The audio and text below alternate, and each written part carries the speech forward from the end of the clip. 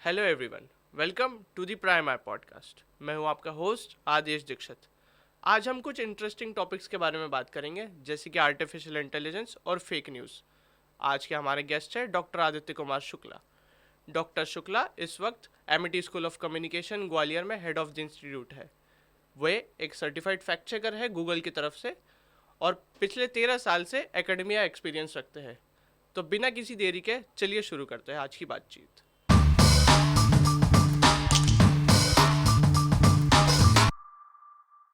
So, Dr. Aditya Shukla sir, welcome to the Prime Eye podcast. Thank you Thank very much. you for giving your valuable time to us. ये हमारे लिए काफ़ी special है because it is our first podcast we are ji ever recording and it is a privilege to have you. thank you So, very much for inviting me here. sir, so आज हम कुछ ऐसे topics discuss करेंगे which are not only in general society but on a larger conscious भी काफ़ी important है. Right. Right, it will be deciding the future of the mankind in general. Hmm. So before diving into the topics, मैं ये जानना चाहूँगा आपकी जो 13 years की एक एकेडमिक और इंडस्ट्रियल एक्सपीरियंस है उसके बारे में एक छोटा सा ब्रीफ। मैं विद्यार्थी रहा हूँ। अगर मैं बात करूँ, I was a student of physics chemistry and math. So my life takes a turn around after my graduation. When I passed from BSc in physics and electronics, I opted for the MA GMC program. मैंने journalism and mass communication किया. जब मैंने लिखना शुरू किया और जब मैंने उसको पढ़ना शुरू किया तो मुझे लगा कहीं से अंदर से आवाज़ आती है ना आपको, तो अंदर से आवाज़ आई कि शायद यही फील्ड आपके लिए बना है, तो मैं इसमें चला गया. बट अगर मैं अपने एकेडमिक्स की बात करूं, हाँ, मैंने 8 महीने 9 महीने जर्नलिज्म का जॉब भी किया. एज अ पत्रकार मैंने काम किया. बट जब मैं बीएससी या ग्रेजुएशन कर रहा था तो कुछ टीचर्स मेरे आइडियल हुआ करते थे. उन टीचर्स को देख के लगता था क्यों ना खुद तुमको भी पीएचडी करनी चाहिए. तो तब एक थॉट बना था कि पीएचडी करनी है और एकेडमिक्स में जाना है. और उसको मैंने फिर स्टार्ट किया. मैंने जॉब छोड़ा और मैं वापस गया अपने संस्थान जहाँ से मैंने पढ़ाई की थी. देव संस्कृति यूनिवर्सिटी है हरिद्वार में, गायत्री परिवार चलाता है उसको. उससे से मैंने मास्टर्स और पीएचडी किया है. तो मैं जब पहुँचा वहाँ तो मैंने वहाँ पढ़ाना शुरू किया एज ए टीचिंग एसोसिएट. तो वहाँ केवल मास्टर्स लेवल के कोर्सेस हुआ करते थे. हालांकि पत्रकारिता छोड़ने के बाद भी मैंने लिखना नहीं छोड़ा. मैं लिखता रहा, कंटिन्यू लिखता रहा. और एकेडमिक्स से जुड़ाव मेरा पुराना था तो मैं एकेडमिक्स में आ गया. और अब तक मुझे लग रहा है कि 7 से 8 यूनिवर्सिटीज़ में काम कर चुका हूँ. तरह तरह के विद्यार्थी मिलते हैं, तरह तरह के लोग मिलते हैं. और तब से लेके आज तक बदलाव बहुत आया है. अगर मैं बात करूँ तो मेरा मेरा खुद का जो टीचिंग का स्टाइल है वो बहुत कुछ बदला है. कभी एक दौर था जब मैं केवल मॉडल्स, थ्योरीज, प्रिंट मीडिया इन सबको पढ़ाता था. आज मैं AI, new technologies, data journalism इन सब की बात करता हूँ. सो करेंटली आप Amity school of communication Gwalior में as a head of institute serve कर रहे हैं। जी. सो आपको क्या लगता है कि आज के दौर में पत्रकारिता बच्चों को पढ़ना या लोगों को समझना इतना क्यों ज़रूरी है? समझना इसलिए ज़रूरी है क्योंकि आप अगर एक चीज़ देखेंगे तो मीडिया के बिना हमारा जीवन नहीं है. मीडिया, अगर हम बात करें, हमारे पास स्मार्टफोन है. हर समय हम मीडिया इंफॉर्मेशन ओवरलोड से प्रभावित रहते हैं. इतना ज़्यादा इन्फॉर्मेशन हमारे पास है कि उसमें क्या सही है क्या गलत है उसको हमें नहीं पता. तो मीडिया सिर्फ बच्चों को पढ़ने के लिए ज़रूरी नहीं है. जो पढ़ने आ रहे हैं, बैचलर्स करने आ रहे हैं, मास्टर्स करने आ रहे हैं, मेरी नज़र में मीडिया को तो 10th 11th 12th लेवल से ही पढ़ाया जाना चाहिए. क्योंकि आजकल हर बच्चे के पास स्मार्टफोन आ गया है और कैसे मीडिया का यूज किया जाए एक ये बड़ा इंपॉर्टेंट हो जाता है. उसके बाद अगर हम मीडिया को एज अ कैरियर ऑप्शन देखने की कोशिश करें तो जो लोग कैरियर चुनना चाहते हैं तो मीडिया का फील्ड एक ऐसा फील्ड है जहां हम कुछ कोर्सेज होते हैं. उन कोर्सेज में हमको इतनी मल्टीपल चीज़ें सिखाई जाती हैं जो किन्हीं अन्य कोर्सेज में अवेलेबल नहीं होती. अगर आप देखें तो हमारा bachelors of journalism mass communication का जो कोर्स है उस कोर्स में ही हम 20 से ज़्यादा कैरियर ऑप्शंस प्रोवाइड करते हैं एक स्टूडेंट को. अब आप सिंपल समझिए किसी और के कोर्स के साथ अगर इसकी तुलना करने बैठेंगे तो हम नहीं कर पाएंगे शायद. रीज़न उसके पीछे ये है कि यहाँ सब कुछ है. आपके पास एनिमेशन है, फैक्ट चेकिंग है, वीडियो एडिटिंग है, सिंपल एडिटिंग है, प्रिंट मीडिया है, इलेक्ट्रॉनिक मीडिया है. हम जो कर रहे हैं अभी, it is also the part of that particular media course. तो वहाँ आपको अपॉर्चुनिटीज़ बहुत ज़्यादा हैं अगर आप कोर्स करना चाहते हैं तो. और एज अ हेड मैं ये समझ पा रहा हूँ कि वो चीज़ें हम अपने सिलेबस में भी लेके आ रहे हैं. जो नई टेक्नोलॉजी है, नई चीज़ें, उनको लाना इसलिए ज़रूरी है कि लोगों को अवेयरनेस नहीं है उस बारे में कि कुछ ऐसे चैट जीपीटी आया भी, अगर मान लें तो चैट जीपीटी को यूज कैसे किया जाए। लोग उसको यूज कर रहे हैं कि हाँ उन्होंने कोई क्वेश्चन डाला और उसका वो आंसर दे दे रहा है, इसलिए नहीं। चैट जीपीटी का इससे ज़्यादा बड़ा यूज है जिसको आप अच्छे प्रॉम्प्ट यूज करके यूज कर सकते हैं। तो मीडिया फील्ड में जब बच्चा आता है तो वो इन चीज़ों को इफेक्टिवली यूज करना सीखता है। जब तक आप मीडिया का इफेक्टिवली यूज नहीं सीखते तब तक, आजकल सोसाइटी में क्या है कि मीडिया हमारा जीवन का हिस्सा है, और अगर हमें इफेक्टिव यूज़ नहीं पता है तो हम उसका मिस यूज करते हैं। वो कहीं ना कहीं हम करते हैं। और हर, अगर स्मार्टफोन धारक हर कोई जिसके पास स्मार्टफोन है उससे पूछा जाए कि क्या आपको स्मार्टफोन यूज़ करना ठीक से आता है, वो कहेगा मुझे नहीं आता, मेरे आधे एप्लीकेशन से नहीं खोले अभी।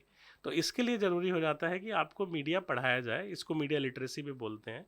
तो इस मीडिया पढ़ना सिर्फ और सिर्फ उन्हीं के लिए ज़रूरी नहीं है जो आ रहे हैं कोर्स करने आ रहे हैं, मीडिया उनके लिए भी ज़रूरी है जो बाहर हैं, समाज में रह रहे हैं, क्योंकि वो भी मीडिया का यूज कर रहे हैं, इन्फॉर्मेशन उनके पास भी जा रही है, इसलिए वो बहुत सारी चीज़ों का शिकार भी हो जाते हैं कई बार। तो मीडिया का फील्ड एक ऐसा फील्ड है जो हर किसी को उससे टच में आना चाहिए और सीखना चाहिए। तो अभी आपने एक जिक्र किया था चैट जीपीटी का। हम्म। हमने देखा था कुछ समय पहले तक फिल्मों में एआई को एक ह्यूमन किलर टाइप का बताया यस। जाता था, एक डिस्टोपियन वर्ल्ड या एक हाँ। उस टाइप की थ्योरी थी। Currently it's a job killer. Hmm. AI का न्यूज़ रूम में या मीडिया फील्ड में करंट सिनेरियो में कितना यूज़ हो रहा है? एक्चुअली और हुआ क्या आदेश, अगर मैं बात करूं, हुआ ये कि टेक्नोलॉजिकल एडवांसमेंट हुआ, एआई आया तो एक ऐसी अंधी दौड़ मची कि हर किसी को उसको अडॉप्ट करना पड़ा। बट अगर आप एआई को देखेंगे तो मेरी नज़र में it is a creativity killer. ये क्रिएटिविटी किलर है। आप एआई से हर चीज़ पूछ सकते हैं और विद इन सेकेंड पूछ सकते हैं। उसी चीज़ को अगर आप अपने दिमाग पे जोर लेके करेंगे तो उसमें समय लगता है। ठीक है, वो आपका समय बचा रहा है लेकिन वो आपकी क्रिएटिविटी को किल कर रहा है। मीडिया में भी यही हुआ। मीडिया में अभी क्या हो रहा है कि एआई जो है that is use only to just for production purposes, for content creation. Generally अभी बहुत बहुत बड़े लेवल पे यूज़ नहीं हो रहा है। आपने कुछ एआई एंकर्स देखे होंगे, कुछ दिनों के लिए आए फिर वापस चले गए, क्योंकि वो फील नहीं दे सकते। The human touch which a human can give, AI can't give, simple, because it is a model। जो भी आप प्रॉम्प्ट उसको देते हैं उसका वो आंसर आपको करता है। लैंग्वेज मॉडल है, जितना डेटा उसके पास है उस डेटा से निकाल के देगा। ठीक है। अगेन ह्यूमंस के पास एक एक्सपीरियंस होता है 20 साल का, 50 साल का। उस एक्सपीरियंस के बेस पे वो कुछ क्रिएट करने की कोशिश करते हैं। एआई क्या करता है, एआई में आपने एक मॉडल बनाया, उसमें आपने 4 5 10 साल का डेटा डाला। आपको पता होगा चैट जीपीटी अभी कुछ दिनों पहले तक 2021 के बाद का कोई भी आंसर नहीं करता था। अभी वो जो नया अपग्रेड हुआ है तो उसमें उसने कुछ नई नई चीज़ें ऐड की हैं। Now they are coming up with more advancements. But again AI जो है वो मीडिया में यूज़ तो हो रहा है, बट जो क्रिएटिविटी मीडिया में थी उसको किल कर रहा है वो। अगर वो उसको किल करेगा, ठीक है, आप ब्रेकिंग न्यूज़ के दौर में हैं, आप एआई को यूज़ करिए, बट एआई क्रिएटिविटी के लेवल पे ना जाए। अगर क्रिएटिविटी के लेवल पे जाएगा तो वो कहीं ना कहीं पूरी तरह से जो क्रिएटिव हमारा डोमेन है उसको कहीं ना कहीं किल कर देगा। हो रहा है, अभी उतना यूज़ नहीं हो रहा है, बट आने वाले समय में यूज़ होगा। क्योंकि आपने देखा होगा, कल का एक खबर में पढ़ रहा था, एक फ्लिपकार्ट का एम्प्लॉय बहुत रोया है कि उसकी जॉब उसको वापस दे दी जाए। कंटेंट क्रिएशन की जॉब थी और कंटेंट अब फ्लिपकार्ट, सॉरी आई थिंक, हाँ फ्लिपकार्ट और सम कंपनी लाइक पेटीएम और समथिंग, वो लोग अब कंटेंट क्रिएट कर रहे हैं एआई के थ्रू। तो कंटेंट क्रिएटर्स की जॉब पे तो एक क्वेश्चन मार्क खड़ा हो चुका है ऑलरेडी, क्योंकि AI is giving a more effective content. Grammatical errors नहीं है, सिंटेक्स एरर्स नहीं है, हमारे ह्यूमन नेचर में तो एरर्स होती हैं। तो उन सब को लेके अगर आप देखेंगे तो एआई कहीं ना कहीं जॉब किलर तो है ही, उसके साथ क्रिएटिविटी किलर भी है। और आगे आने वाले समय में it can pose a very big challenge for the human centric jobs. तो जैसे हमने देखा कि आपने कहा क्रिएटिविटी एंड एक जो कंटेंट क्रिएशन का बात कही हमने कि एआई हम यूज़ कर रहे हैं, कितने हद तक हम जो कंटेंट एआई से क्रिएट किया गया है उसे रिलायबल समझे? एक रिलायबिलिटी की भी बात आ जाती है, क्योंकि हम उस पॉइंट को कहीं ना कहीं एक एग्जिट कर जाते हैं कि हम पूरा कंटेंट ही एआई से जनरेट कर रहे हैं आजकल अपना। रिलायबिलिटी के मामले में मैं एआई पे भरोसा नहीं करता, मैं खुद तो नहीं करता। रीज़न उसके पीछे ये है, अगर आप चैट जीपीटी पे जाएंगे और आप कंटेंट क्रिएट करने की कोशिश करेंगे तो वो आपको फेक साइटेशंस देता है। It will give you the fake citations. कुछ एआई सॉफ्टवेयर्स हैं जहां आपको साइटेशंस एक्चुअल मिलेंगे, but again they are limited. वो आपको सारा डेटाबेस तो सर्च करके नहीं बता रहे हैं। तो होता क्या है कि रिलायबिलिटी उस कंटेंट की कम है।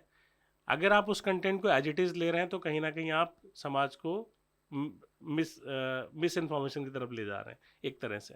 तो आप क्या करेंगे कि आप उस कंटेंट को लीजिए ज़रूर, बट उसको वेरीफाई करिए। अगर आप वेरीफाई नहीं करेंगे तो आप again you are in the trap of something which may not happen, which might not happen earlier, जो हुआ ही नहीं है और आप उसको कर रहे हैं। तो ये प्रॉब्लम है। जितने भी LLM मॉडल्स हैं, लैंग्वेज मॉडल्स हैं, उनके साथ ये प्रॉब्लम है कि वहाँ आपको ऐसा कंटेंट मिलता है जो कई बार नहीं, बहुतायत अनरिलायबल भी होता है। तो उस अनरिलायबल कंटेंट को आपको रिलायबिलिटी उसका चेक करना पड़ेगा, खुद का ह्यूमन टच उसमें डालना पड़ेगा, तभी वो पढ़ने लायक और किसी को भेजने लायक बनेगा, नहीं तो नहीं बनेगा। ये सिंपल सा है इसका, क्योंकि AI पे हम रिलायबिलिटी नहीं, again it is a model. Computer में आपने एक प्रॉम्प्ट दिया, उस प्रॉम्प्ट ने आपको कुछ डेटा निकाल के दे दिया, वो प्रॉम्प्ट किसी और के द्वारा क्रिएट किया गया है, वो मॉडल किसी और के द्वारा क्रिएट किया गया, अब उसकी बायसनेस क्या है। ये भी एक डिबेट चल रहा है कि AI इज आल्सो बायस्ड। आप कई बार पूछेंगे उनसे तो आपको बायस कंटेंट Bias. मिलेगा, जब एल्गोरिथम्स बायस हो सकती हैं। आपने देखा होगा कि इलेक्शन टाइम में एल्गोरिथम्स बायस हो जाती हैं, सिर्फ एक ही पार्टी का कंटेंट आपको देखने को मिलता है। तो AI भी बायस्ड है। कई बार ये एलिगेशंस लगते हैं AI मॉडल्स के ऊपर कि वो बायस कंटेंट आपको प्रोवाइड करते हैं, तो उसकी रिलायबिलिटी पे हम पूरी तरह से भरोसा नहीं कर सकते।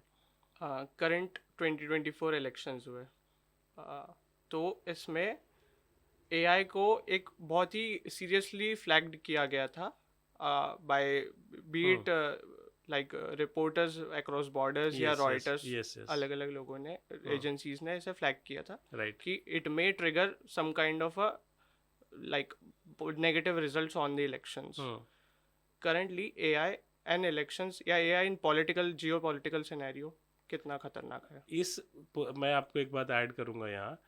ये पूरा जो 2024 का इलेक्शन ईयर है, क्योंकि अगर आप देखेंगे मोर than 60% of the population of the world is going in the elections, जा रही है, ऑलरेडी चल रहे हैं। अभी यूरोपियन इलेक्शंस आने वाले हैं, इंग्लैंड का, UK का इलेक्शन आने वाला है, अमेरिकन इलेक्शंस भी इसी साल हैं। तो more than 60% population is there. So इस इलेक्शन ईयर को ही AI इलेक्शन ईयर बोला गया। पूरे इलेक्शन ईयर को ही लोगों ने कहा this is the elections of AI elections, AI year. तो अगर आप देखें अभी जो रिसेंट इलेक्शंस हुए, चाहे हमारे यहाँ हुए, पाकिस्तान में हुए, इंडोनेशिया में हुए, बांग्लादेश में हुए, हर जगह AI का यूज़ हुआ। अगर मैं एग्जांपल लूँ पाकिस्तान से, तो पाकिस्तान में तो इमरान खान की पार्टी ने अपने आप को विजेता घोषित कर दिया। हुआ ये कि उन्होंने, वो जबकि जेल में थे और जेल के बाहर उनके सपोर्टर्स ने AI वॉइस क्रिएट करके, AI वीडियो बना के उन लोगों को प्रचारित कर दिया। इट वॉज इंटरेस्टिंग केस कि ये हुआ और जबकि उनकी पार्टी हार रही थी। बांग्लादेश में भी कुछ इंस्टेंस इस तरह के मिलते हैं। इंडोनेशियन इलेक्शंस में भी ऐसा हुआ कि वहाँ के जो अपोजिशन और पोजिशन की पार्टीज थी, उन लोगों ने AI को खूब यूज़ किया और जहाँ लोग नहीं पहुँच सकते थे वहाँ अपने AI वीडियोज़ भेजे। हमारे इंडियन इलेक्शन में थोड़ा कम देखने को मिला ये, क्योंकि अभी भी इंडिया में अगर आप देखेंगे तो अपने लीडर का चेहरा देखना ज़्यादा पसंद करते हैं लोग, rather देन कि वो AI पे वीडियो देखना।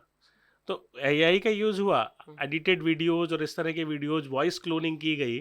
जैसे अगर मैं बात करूं जो आरक्षण का वीडियो था, मैं नाम नहीं ले रहा उसका, जिनका आरक्षण का वीडियो एडिट होके आया था, उसके बाद लोगों पे FIR भी हुई। उस वीडियो में क्लोन्ड वॉइस थी और जिसमें कहा गया कि ये आरक्षण खत्म हो जाएगा, और वो उस वीडियो के कारण कई सीटों पे नुकसान हुआ पोजीशन की पार्टी को। तो इस तरह के वीडियोज़ क्रिएट हुए हैं। जैसे अगर मैं एक और इसी तरह का चला, ऐसे 20-25 इंस्टेंस हैं जहाँ वॉइस को क्लोन करके और फेक नैरेटिव क्रिएट करने की कोशिश की गई। पोजीशन और अपोजिशन दोनों साइड से वो कहीं ना कहीं कुछ हुआ होगा, बट ये हुआ है और ये बहुत हिडन तरीके से हुआ। बट इंडिया में अभी AI का उस तरह से हमने यूज़ नहीं देखा। हाँ, एक कंपनी मेरी नज़र में आई थी, जो कंपनी क्रिएट कर रही थी AI लीडर्स और इन सब के सारे अवतार क्रिएट कर रही थी और वो कर रही थी। एक और है, इलेक्शन से जस्ट पहले की बात है कि M करुणानिधि नहीं है अभी, तो एक बुक की लॉन्चिंग थी, वहाँ सारे पॉलिटिशियंस को बुलाया था, वहाँ M करुणानिधि का अवतार आके पूरा बुक का रिव्यू दे के गया है। तो ये AI से हो रहा है, बट अगले आने वाले समय में किस तरह से उसको challenge, lot of challenges are there. European elections में already they are very aware, उन्होंने AI एक्ट बना दिया है ऑलरेडी। उन्होंने AI को 3-4 कैटेगरीज में बांटा है कि कौन सा डेंजरस है, कौन नॉर्मल है, उसको किस कैटेगरी में हम डाल सकते हैं और कौन सा ले सकते हैं। बट इस पर बहुत सारे डिबेट्स चल रहे हैं अभी, क्योंकि नए दौर की टेक्नोलॉजी है, हर जगह डिबेट चल रहा है, उसका कितना मिसयूज हो सकता है, ये सब आने वाले समय में पता चलेगा। बट हाँ, AI has the potential to change the regime. It's a very strong comment actually. Yeah. सो अब शिफ्ट करेंगे फेक न्यूज़ के बारे में. आपका क्या कहना है? Being a certified fact checker, आपने काफ़ी क्लोजली काम किया है इस डोमेन के अंदर. So fake news in the current context कैसे पहचाने आम आदमी के रूप में? क्योंकि हमारे आसपास हर बार घूमती है फेक न्यूज़. बीट अलग अलग टर्म्स आ जाते हैं, व्हाट्सएप यूनिवर्सिटी जैसे हम्म. वगैरह के टर्म्स हम Right. देखते हैं. तो अ, असल में फेक न्यूज़ जो वर्ड है ये कई बार फिसी सा लगता है. News can't be a fake thing. News is news. Okay. So इसको दूसरी तरह से हम देखें, मिस इन्फॉर्मेशन, डिस इन्फॉर्मेशन, ये ज़्यादा अप्रोप्रिएट टर्म्स हैं. हालांकि फेक न्यूज़ बहुत पॉपुलर है तो लोगों ने उसको यूज़ किया, क्योंकि न्यूज़ फेक नहीं होती. न्यूज़ में दिया गया कंटेंट फेक होता है तो मिस इन्फॉर्म करता है वो आपको, तो मिस इन्फॉर्मेशन इज़ देयर. इनको पहचानने का तरीका बहुत ईजी है एक्चुअली. होता क्या है कि हम सब एक इको चैम्बर में जीते हैं. There is a echo chamber effect. और उस इको चैम्बर के बाहर हम सोचना नहीं चाहते. ठीक है, हम इस कमरे में बैठे, इस कमरे के दायरे के बाहर हम नहीं सोचना चाहते, तो हम फेक न्यूज़ के ट्रैप में आते हैं. This is the first thing. आपसे आप जिस इको चैम्बर में हैं उस थॉट्स से जुड़ा हुआ कोई भी कंटेंट जब आपके पास आता है तो आप उसको सच मान लेते हैं. उसको बंद करना पड़ेगा. आपको उस इको चैम्बर को ब्रेक करना पड़ेगा. जैसे ही आप उस चैम्बर को ब्रेक करेंगे आप पहचानने लगेंगे फेक न्यूज़ को. दूसरा तरीका क्या है कि आम आदमी के लिए जब भी किसी तरह का भी कोई इमोशन इग्नाइट होता है, ठीक है, अगर आप कोई कंटेंट देखते हैं जो भी सोशल मीडिया पे आया, व्हाट्सएप पे आया, किसी भी तरह का इमोशन, वेदर अगर वो आपको हंसा रहा है, आपको गुस्सा दिला रहा है, आपको कम्युनलाइज कर रहा है, जिस भी तरह का आपके पास इमोशन क्रिएट हो रहा है, अगर वो इमोशन आपके पास क्रिएट हुआ किसी तरह का, this is the first red flag. वो रेड फ्लैग है आपके लिए. आप उस इमोशन पे अगर रुक जाते हैं, उसको फॉरवर्ड मत करिए, आप फिर चेक करिए उसको. इजी तरीके आपके पास हैं. अगर आपके पास फोटोज़ में आती है मिस इन्फॉर्मेशन तो आप जाके गूगल लेंस पे डालिए, तो आपको हो सकता है किसी ने उसको ऑलरेडी डिबंक किया हो. ऑलरेडी लोग, क्योंकि आजकल बहुत सारी एजेंसीज काम कर रही हैं, गूगल फैक्ट चेकर्स काम कर रहे हैं, lot of fact checkers are there जो काम कर रहे हैं ऑलरेडी. तो आप जाएंगे गूगल लेंस पे, इमेज को अपलोड करेंगे, इजीली आपको मिल जाएगा. ऐसे वीडियो को भी आप यूज़ कर सकते हैं. बहुत इंटरेस्टिंग टूल है which is InVID. InVID is a verification tool. InVID पे जा रही है तो वो आपको फ्रेम बाय फ्रेम में तोड़ देता है पूरा वीडियो. जब आप फ्रेम बाय फ्रेम में तोड़ेंगे फिर उसको रिवर्स इमेज सर्च में या गूगल लेंस पे डालिए, आपको पता चल, हर किसी के मोबाइल में गूगल लेंस है. तो वेरिफिकेशन इज़ वेरी इजी. अब गूगल लेंस क्या कर सकता है, टेक्स्ट को एक्सट्रैक्ट कर देता है, पिक्चर को अलग दिखा देगा, टेक्स्ट अलग निकाल देगा, सब कुछ अलग कर देगा. तो आप टेक्स्ट उठा के डाल दीजिए गूगल सर्च में, आपको पता चल जाएगा टेक्स्ट कहाँ से लिया गया है. हो क्या रहा है, हमारे पास जो इन्फॉर्मेशन आती है वो कई बार मीम के फॉर्म में आती है, वो मिस इन्फॉर्म करते हैं. Meme again the biggest platform for the miss information. वो मिस इन्फॉर्म करते हैं आपको. अगेन वो आपको हंसा तो रहे हैं बट वो आपको मिस इन्फॉर्म करके जा रहे हैं. It is having a long lasting impact on your thought process. आप कोई मीम देखेंगे, वो मिस इन्फॉर्मेशन वाला मीम है, it will impact your psyche, it will obviously impact your psyche. तो आपको करना क्या है, कोई भी इमोशन आपके क्रिएट होता है, कोई भी किसी भी तरह का इमोशन, किसी भी खबर को देख के या किसी भी न्यूज़ को देख के, तो रेड फ्लैग है, that is the red flag. You have to check it, you have to verify it. उससे क्या होगा कि आप उसको आगे फॉरवर्ड नहीं करेंगे. अगेन व्हाट्सएप पे बहुत कुछ आता है, उसको फॉरवर्ड ना करें. ऐसा कहा जाता है कि जो फैमिली व्हाट्सएप ग्रुप्स हैं, these are the biggest spreaders of the misinformation, क्योंकि वहाँ कोई वेरीफाई करने का जहमत नहीं लेता. इवन मैंने अपनी प्रैक्टिस में ये लाया है कि हमारे घर में कोई भी कुछ अगर स्टेटस भी लगाता है तो मैं मना करता हूँ उसको डिलीट करो. अभी recently my father had putted one status which is totally fake. मैंने उनको बोला उसको डिलीट करिए और उन्होंने विद इन 30 सेकेंड उसको डिलीट कर दिया. तो आप जब तक खुद से नहीं शुरू करेंगे तब तक आप मिस इन्फॉर्मेशन को रोक नहीं पाएंगे. तो आप खुद से शुरू करिए, घर वालों को मना करिए. घर वालों को मना करिए, अगर वो कहते हैं क्यों, ये क्या है, आप उनको चेक करके दीजिए. ये तो वो तो मानेंगे कि ये तो सही इन्फॉर्मेशन है, ये तो आज तक ने डाली है, ये तो आज तक का लोगो लगा के लोग मिस इन्फॉर्मेशन बना रहे हैं. आपने देखा होगा न्यूज़ 24 का लोगो लगा के बहुत सारे मिस इन्फॉर्मेशन क्रिएट किए गए इलेक्शन टाइम में, बहुत सारे. और उसके बाद क्या हुआ, ये तो न्यूज़ 24 का है, तो चैनल बड़ा चैनल है. अब बड़ा चैनल कैसे मिस इन्फॉर्मेशन फैला सकता है, कोई भी फैला सकता है. ठीक है, अब इसमें और चीज़ जुड़ जाती है कि डेटा मैनिपुलेट कर रहे हैं, डेटा मैनिपुलेशन आ जाता है. मिस इन्फॉर्म कर, data can also miss inform you. तो डेटा के थ्रू मिस इन्फॉर्मेशन फैला रहे हैं, हो कुछ रहा है, बता कुछ रहे हैं. तो इस तरह की चीज़ें चलती रहती हैं. ओके, बहुत सारी चीज़ें हैं कि जब तक आप अपना इको चैम्बर नहीं तोड़ेंगे, जब तक आप इमोशंस पे कंट्रोल नहीं करेंगे, तब तक आप मिस इन्फॉर्मेशन को फाइट नहीं कर पाएंगे. स्टार्ट वहीं से होता है. इमोशंस को ऑब्जर्व करिए, और अगर वो आपके अंदर किसी तरह का घृणा, विद्वेष, हिंसा या किसी भी तरह का इमोशन लेके आ रहा है, तो उसको वहीं स्टॉप करिए और चेक कराइए. Lot of fact checkers are available. हम लोग खुद ही चलाते हैं CDFND. आपको जानकर अच्छा लगेगा कि cdfnd@dwa.met.edu पे आप कोई भी इंफॉर्मेशन अगर भेजते हैं तो हम उसको वेरीफाई करके आपको रिप्लाई करते हैं. तो आपको very very soon we will start a WhatsApp group also for that particular CDFND for fact checking. हम उसको स्टार्ट करने वाले हैं कि हम व्हाट्सएप ग्रुप भी स्टार्ट करेंगे. अगर किसी के पास कोई इन्फॉर्मेशन आती है तो हमें डायरेक्टली व्हाट्सएप पे भेजेगा. We will verify and tell the things. ऐसे ही विश्वास न्यूज़ है, विश्वास.com करके चलाते हैं, दैनिक जागरण का इनिशिएटिव है. They are wonderfully doing the things in Hindi. Boom live है, lot of things are there. Data leads है, ये लोग करते हैं, बहुत सारा काम कर रहे हैं. तो अगर आपको नहीं समझ आ रहा है तो आप फैक्ट चेकर्स को भेज दीजिए, वो चेक करके आपको बता देंगे कि ये ठीक है कि नहीं है. एक मेरा क्वेश्चन था इसके ऊपर. ठीक है, आपके या मेरे लिए तो it is easy to find a fact checker to send. Certain amount of population is illiterate, they are not aware कि फैक्ट चेकिंग क्या है, या so how can they understand this. तो इसके लिए क्या हो सकता है कि मैं तो कई और जगह भी इस तरह की बात कर चुका हूँ कि गवर्नमेंट को मीडिया लिटरेसी और फैक्ट चेकिंग के जो अवेयरनेस कैंप्स हैं वो लगाने चाहिए. हालांकि लगाए गए हैं. BBC का एक पूरा प्रोग्राम था जो सिर्फ और सिर्फ महिलाओं को और बच्चों को जो इंटीरियर एक्सटीरियर इलाकों में हैं, जिनको कुछ नहीं आता, उनको ट्रेन करने के लिए शुरू किया था उन्होंने. तो इस तरह के इनिशिएटिव्स गवर्नमेंट को लेने चाहिए. अगर गवर्नमेंट इनिशिएटिव लेगी, क्योंकि फैक्ट चेकर भी हर जगह नहीं जा सकता, तो आपको सिखाना पड़ेगा लोगों को कि कैसे उन चीज़ों को किया जाए. तो उसको सिखाने के लिए आपको, जैसे आपकी आंगनवाड़ी है, आंगनवाड़ी में जाके आप आंगनवाड़ी जो कार्य करती है उसको सिखाइए, तो वो बच्चों को सिखा पाएगी. या जो वहाँ महिलाएं, क्योंकि आंगनवाड़ी में महिलाएं भी आती हैं, जहाँ उनको पोषण का सामान दिया जाता है, तो वहाँ से आप उनको सिखाइए, तो वहाँ वो सीख सकते हैं.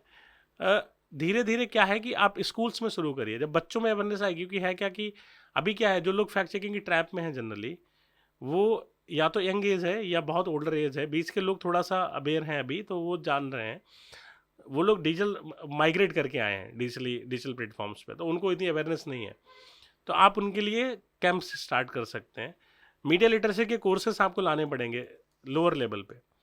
हायर लेवल पे तो चल रहे हैं, जहाँ मीडिया के कोर्सेज चल रहे हैं, बट लोअर लेवल पे भी आपको मीडिया लिटरेसी के कोर्सेज लाने पड़ेंगे, जहाँ हम भले 6ठी 7वीं 8वीं 9वीं 10वीं इन सब से भी हम छोटे छोटे कैप्सूल कोर्सेज डाल के बच्चों को बताएं कि आखिर होता क्या है मिस इन्फॉर्मेशन, ये कितना डेंजरस है. Miss information can damage lot of things. अगर उससे लड़ा नहीं जाएगा ना, तो बहुत कुछ डैमेज कर सकता है.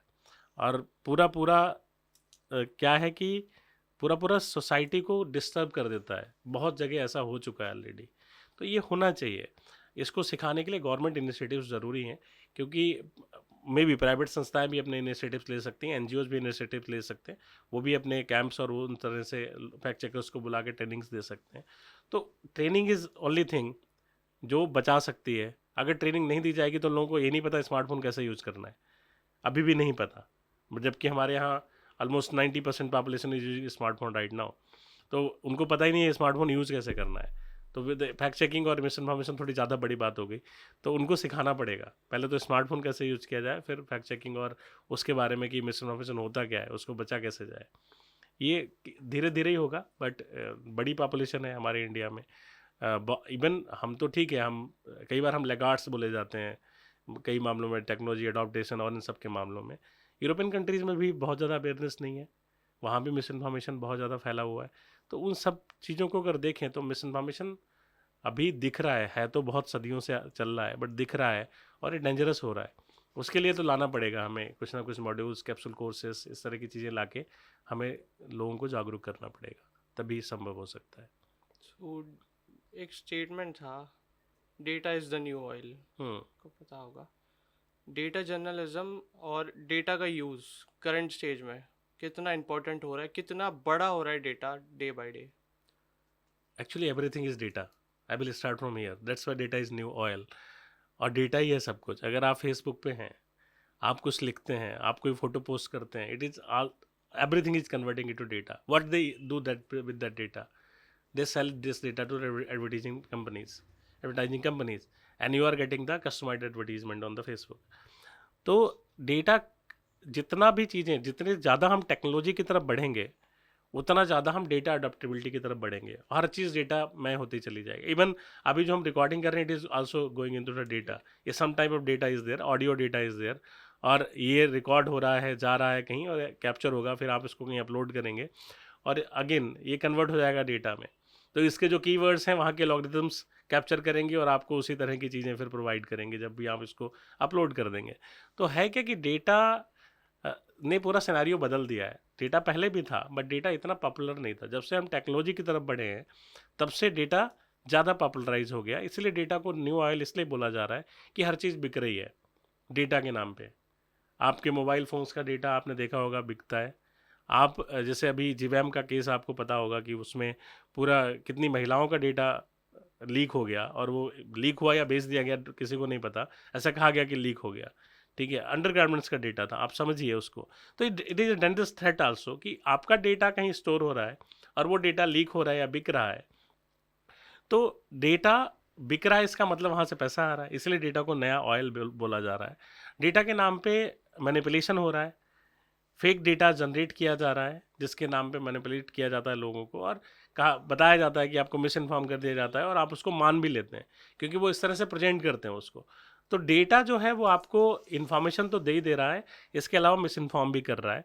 तो डेटा, अगेन अभी मैं मीडिया लिटरेसी की बात करता, अभी मैं डेटा लिटरेसी की बात करूंगा कि लोगों को डेटा लिटरेट भी होना पड़ेगा. हर किसी को डेटा पढ़ना नहीं आता, हर किसी को पढ़ना नहीं आता डेटा. अगर आपने किसी चीज़ का मीन निकाला है, एवरेज निकाला है, तो सबको उस एवरेज का मीनिंग नहीं पता.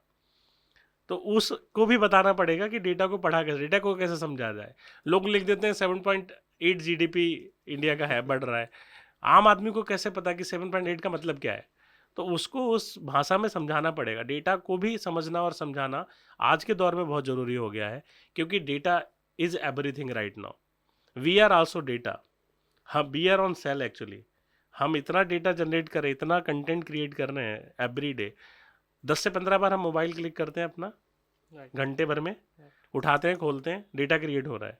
जितने बार हम डेटा क्रिएट कर रहे हैं, मैं आपको सिंपल सा बात बताता हूँ. हमारे यहाँ बहुत फाइट्स होती रहती, प्राइवेसी और इन सब की फाइट होती है, ये भी डेटा से रिलेटेड है. प्राइवेसी के लिए बहुत हल्ला मचा जब आधार आया कि हमारी प्राइवेसी का क्या होगा, हमारे फिंगरप्रिंट्स भी ले रहे हैं, ये ले रहे हैं, वो ले रहे हैं. मोबाइल फ़ोन में तो सब दे रहे हो. आप मोबाइल फ़ोन लेते हैं, मोबाइल फ़ोन में आप अपना थंब इम्प्रेशन या जितनी भी फिंगर्स हैं उसको टच करके उसका इम्प्रेशन देते हैं और कहते हैं उसी से लॉक खोलेगा आपका. वो जा रहा है ना कहीं, कहीं तो सेव हो रहा है वो किसी सिस्टम में वो सेव हो रहा है. अब आप बताइए आपकी प्राइवेसी कहाँ है? तो डेटा, ये भी again it is a data, it is data of your finger scanning करके हम डेटा जनरेट कर रहे हैं.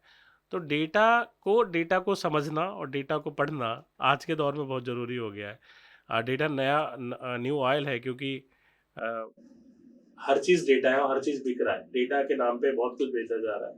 एडवर्टाइजिंग कंपनीज आपको सब कुछ प्रोवाइड कर रही हैं.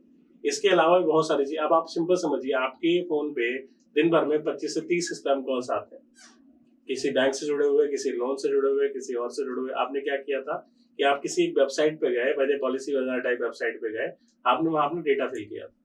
उनने क्या किया, उठा के वो बेच दिया डेटा. वो डेटा बेचा और आपके पास कॉल्स आ रही. नहीं तो आपने अपना नंबर तो नहीं दिया था उनको, जो स्पैम कॉलर से हमको नंबर दिया था आपने नहीं, but they are calling you.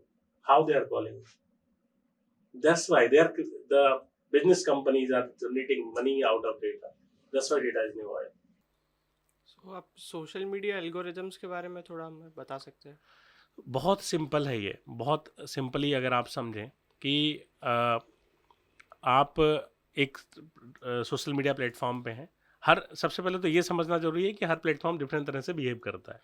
चाहे वो फेसबुक है, व्हाट्सएप है, ट्विटर है, इंस्टा है, स्नैपचैट है. Every platform is behaving in a different way. हर कोई आपको एडवर्टीजमेंट देता है. आपको दिखता होगा स्पॉन्सर्ड, आपको दिख रहा होगा एडी लिखा हुआ दिखता होगा, एड स्पॉन्सर्ड. कैसे आते हैं वो ऐड आपके पास? आपने तो कभी नहीं किया. ठीक है. अभी इंटरेस्टिंग सा केस है कि मेरे एक दोस्त हैं, वो क्या कर रहे थे, कह रहे थे मुझे अजीब अजीब सा कंटेंट दिख रहा है हमारी फेसबुक पे. तो हमने कहा यार तुमने कुछ सर्च किया होगा. उसी तरह के कंटेंट आपने कुछ देर रुक के देखा होगा। अभी क्या हो गया, फेसबुक एल्गोरिथम में चेंजेस आए हैं। अगर आप कोई रील, कोई वीडियो कुछ देर रुक के देख लेते हैं तो आपको उसी तरह का कंटेंट दिखने लगता है। पहले क्या था कि आप उस पर टिकते, उस पेज पे जाते, तब आपको वो कंटेंट आता था। अभी पेज पे नहीं जाना है, आप अगर रुक गए उस पर, जैसे 30 सेकंड या 40 सेकंड आप रुकते हैं, तब भी वो कंटेंट आपको कंटिन्यूस उसी तरह का कंटेंट आपको दिखने लगेगा। आपको पेज पे जाने की जरूरत ही नहीं है। आप उसको लाइक करो ना करो, डिसलाइक करो, जो जो कुछ मत करो, कोई कमेंट मत करो, बट वो आपको कंटेंट दिखेगा। This is called the algorithm. Algorithm क्या है, वो आपके जो जो भी इंटरेस्ट हैं उनको कैप्चर करता है। वो आपके इंटरेस्ट को कैप्चर कर रहे हैं, और आपके इंटरेस्ट को कैप्चर करने के बाद आपको उस तरह के कंटेंट को कंटिन्यूसली प्रोवाइड कर रहे हैं। आपने सोशल डायलेमा देखी होगी, अगर डॉक्यूमेंट्री है तो वो डॉक्यूमेंट्री आपको इफेक्टिवली बताती है कि किस तरह से आपको आपका जो सोशल मीडिया है वो आपको एक इको चैम्बर में बांधता है, और आप उसी दायरे में सोचने लगते हैं। ठीक है, वो आपको जिस तरह का कंटेंट प्रोवाइड कर रहा है, आप उसी कंटेंट को कंटिन्यूसली देख रहे हैं। जैसे अगर आप राइट विंगर हैं और आप राइट विंग कंटेंट देखते हैं तो आपको कंटिन्यू राइट विंग कंटेंट दिखेगा। अगर आप लेफ्टिस्ट कंटेंट देखते हैं तो आपको कंटिन्यू लेफ्टिस्ट कंटेंट दिखेगा। आप कहीं सेंटर में हैं तो आपको दोनों तरह के कंटेंट दिख सकते हैं, लेकिन इट इज़ वेरी रेयर, क्योंकि होता क्या है, किसी न किसी की मात्रा ज़्यादा रहती है जो हम कंटेंट देखते हैं। तो ये क्यों हो रहा है, this is only due to the algorithm set. उन्होंने सेट कर रखा है कि आपने अगर किसी कंटेंट को देखा तो वो कंटेंट आपको बार बार प्रोवाइड करेंगे और आपको उसी दायरे में बांध देंगे, और आप फिर उसके बाहर नहीं सोच पाएंगे। तो एल्गोरिदम्स भी आपको कहाँ ले जाते हैं, मिस इन्फॉर्मेशन की तरफ, डिस इन्फॉर्मेशन की तरफ। ये सारी चीज़ें हो रही हैं, तो उससे बचने का कोई ऐसा तरीका नहीं, क्योंकि आपको यूज करना ही है। उस एल्गोरिदम के बेस पे वो डेटा क्रिएट करते हैं, फिर वो एडवर्टीजमेंट कंपनीज को भी भेजते हैं, और आपको कस्टमाइज्ड एडवर्टीजमेंट मिलते हैं। तो ये सारा जो गेम है ना, अगेन आप देखो, फेसबुक, इंस्टा और व्हाट्सएप तीनों एक ही कंपनी के ऑन है। जो चीज़ आपको फेसबुक पे मिलेगी वही इंस्टा पे मिलेगी, वही व्हाट्सएप पे मिलेगी। अब ये क्या है, now it is creating a digital monopoly, digital media monopoly is creating. Earlier we were talking about कि टेलीविजन चैनल्स की मोनोपोली है, इनकी मोनोपोली, अभी डिजिटल मीडिया का मोनोपोली हो रहा है, क्योंकि एक ही कंपनी डिफरेंट मीडिया प्लेटफॉर्म्स को ऑन कर रही है। अगर वो एक ही कंपनी ऑन कर रही है तो वो आपको उसी तरह से वो क्या करेगी, डिस्टर्ब करेगी, और ये डिस्टर्बेंस क्रिएट कर रहा है एक्चुअली ह्यूमन माइंड्स में। तो एल्गोरिथम के ऊपर बहुत सारे डिबेट्स चलते रहते हैं कि ये क्या कर रहा है actually, but again we are in the trap of social media. हम उसके बाहर भी नहीं जा सकते, तो हमें उससे किसी न किसी तरह खुद को सेव करके रखना है। आपको नहीं लगता तो हाँ, वहाँ ऑप्शंस होते हैं कि आप उसको बंद कर सकते हैं, कंटेंट को आप उसको कम कर सकते हैं, बट अगेन कितना कम करेंगे ये मैटर करता है। सो लास्टली एक कमेंट आपकी तरफ से to the people on AI या फेक न्यूज़ या डिस इन्फॉर्मेशन, मिस इन्फॉर्मेशन, कैसे बचे या कैसे इसको टैकल करे या कैसे हैंडल करे इस चीज़ को। मैं सीधे से ये बोलूँगा कि it is not going anywhere. ये कहीं जा नहीं रहा है। AI will be here, miss information will be here, fake news will be here, everything will be here. ये कहीं नहीं जा रहा है। तो हमें करना क्या है, इससे बचने के तरीके खोजने हैं। इससे बचने का तरीका क्या है, इससे बचने का तरीका है कि हम अपने आप को लिटरेट बनाएं उस पर्टिकुलर फील्ड में। हम जानें कि वो चीज़ें काम कैसे करती हैं, वो है क्या एक्चुअली। ठीक है, तो हम जनरली जर्नलिज्म में सीखते हैं 5Ws1H, तो हमें वो समझना पड़ेगा। हमें लिटरेसी में भी वही होता है। लिटरेसी का मतलब होता है कि किसी चीज़ को आप रीड कर सकें, उसको एनालाइज कर सकें, उसको इंटरप्रेट कर सकें, यही लिटरेसी का मतलब होता है। सिर्फ रीडिंग लिटरेसी का मतलब नहीं होता। आप अगर किसी चीज़ को पढ़ रहे हैं, उसको एनालाइज कर पाएँ और उसके ऊपर कुछ बोल पाएँ, एनालिसिस के बाद कुछ और कमेंट कर पाएँ, this is the meaning of literacy. तो हमें इन सारे फील्ड में खुद को लिटरेट करना पड़ेगा, तभी हम इस manic of miss information, dangers of AI और एल्गोरिथम के डेंजर्स से बच सकते हैं। नहीं तो इसके अलावा कोई चारा नहीं है।